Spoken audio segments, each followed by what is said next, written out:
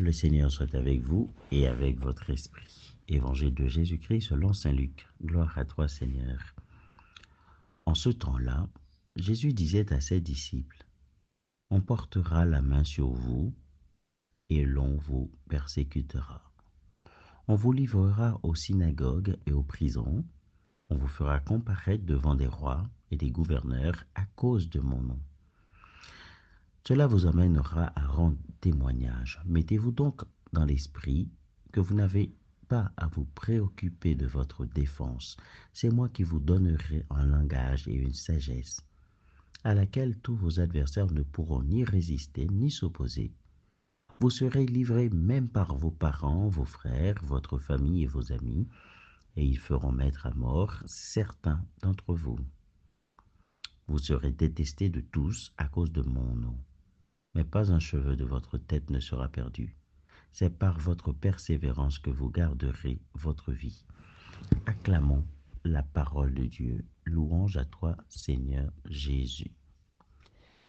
Frères et sœurs, en cette dernière semaine de l'année liturgique, l'occasion pour nous de réfléchir sur cette notion qu'on appelle la fidélité.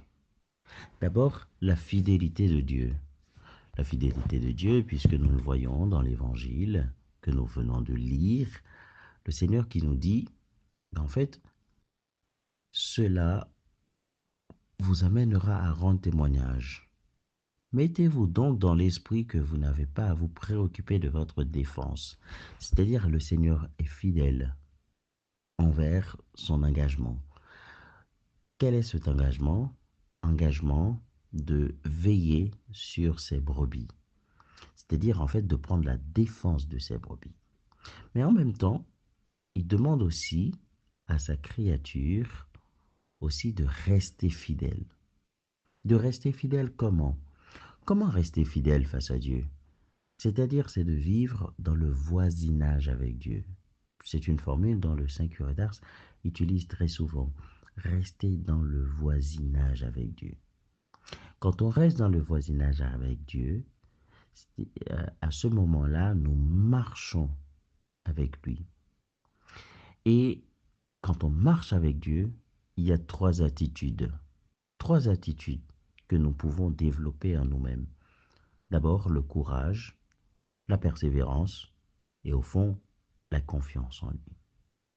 Le courage, c'est-à-dire dans les moments difficiles, là où ça se passe très mal, quand on vous persécute, le courage nous permet de supporter l'épreuve, de faire des sacrifices pour plaire à Dieu,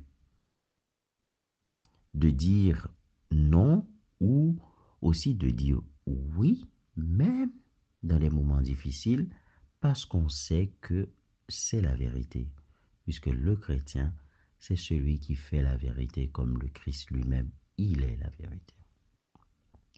Aujourd'hui, plus que hier, notre société a besoin de cette notion, le courage. Peut-être aussi notre pays aussi a besoin de cette notion, le courage d'avancer, le courage de se dire qu'en fait il faut que quelque chose change.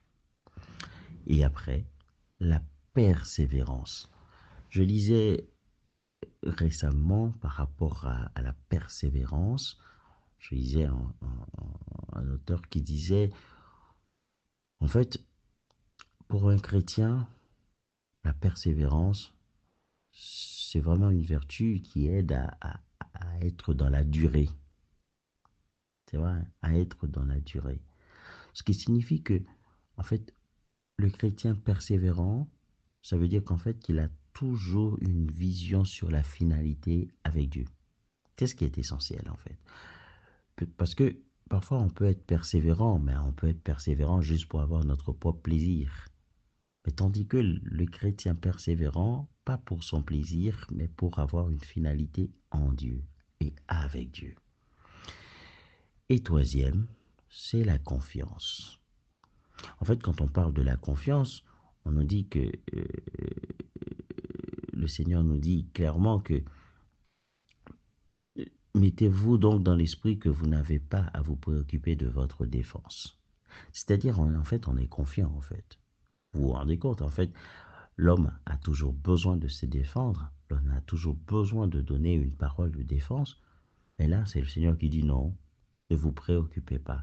Cela signifie que lui, il vous demande simplement de faire confiance, il nous demande simplement de reconnaître qu'il est notre avocat. Alors, frères et sœurs, la fin de l'évangile est très claire, je l'aime beaucoup.